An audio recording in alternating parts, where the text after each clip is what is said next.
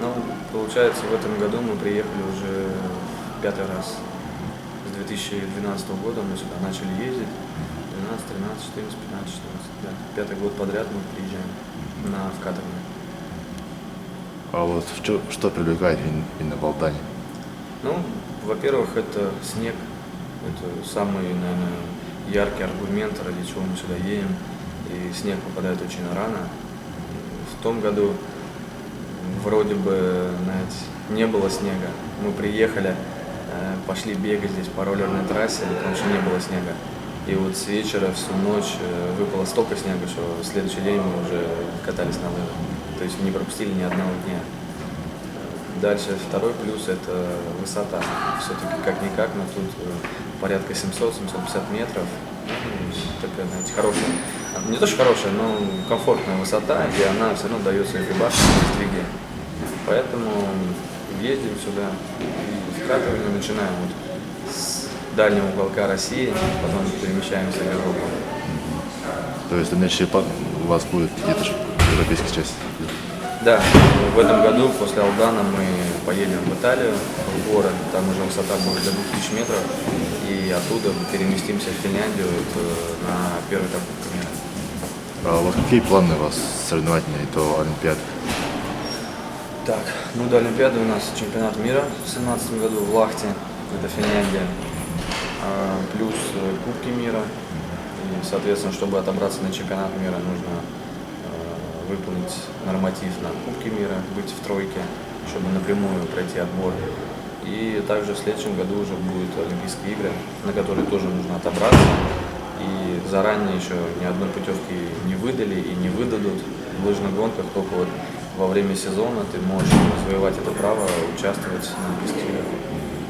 Как повлияет тот часовой пояс, который будет на Олимпийских играх тоже?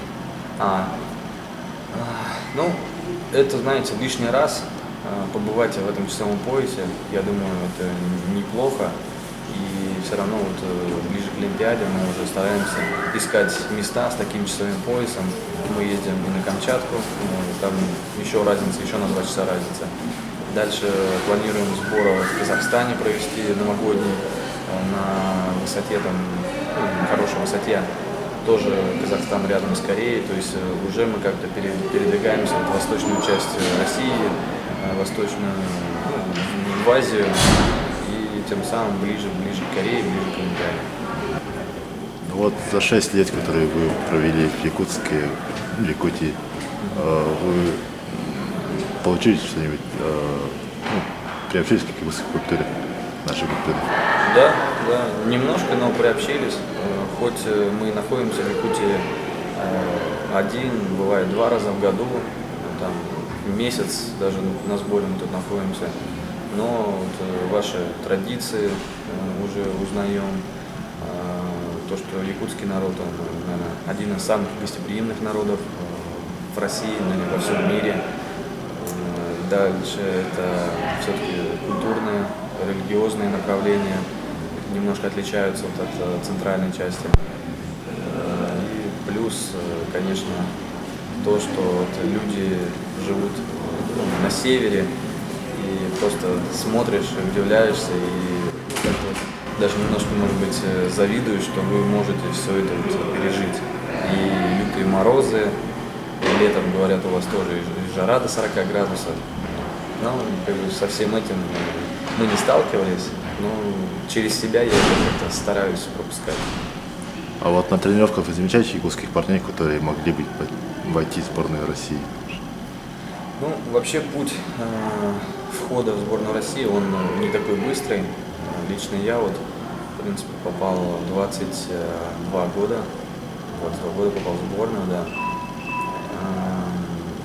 Ребята достаточно неплохо передвигаются в техническом плане, с ними работают хорошие тренеры. И Лопухов Николай Петрович, у которого я, кстати, тренировался 1 год, когда был в сборной России, когда только попал в сборную. И он тоже очень много может дать. И дальше, когда вот еду по трассе, я вижу, как ребята встают за мной в лыжню. Я им, бывает, оборачиваюсь, спрашиваю, там, ну что? Он говорит, можно за вами проехать, посмотреть технику. Я говорю, ну, конечно, без проблем. То есть они даже тем самым, вот у них есть возможность, они учатся и ездят, и изучают эту технику. Ой, я желаю якутским лыжникам, чтобы у них снег был быстрый. Вот единственный, может быть, минус я не сказал, то, что из-за большого мороза якутский снег, он такой, знаете, он слишком тугой. То есть ты едешь примерно как по песку. Но когда погода здесь там, минус 10, минус 5, когда снег напитывает воду, то он становится более быстрый и приближен к европейским условиям. И вот я желаю, чтобы ваш снег был быстро, чтобы якутские ребята и девочки верили в себя, что они могут достичь больших высот. И так же, как и я, начинал с нуля и смог добиться. Также желаю, чтобы они, вот, имея такие уникальные возможности, смогли добиться самых высоких результатов.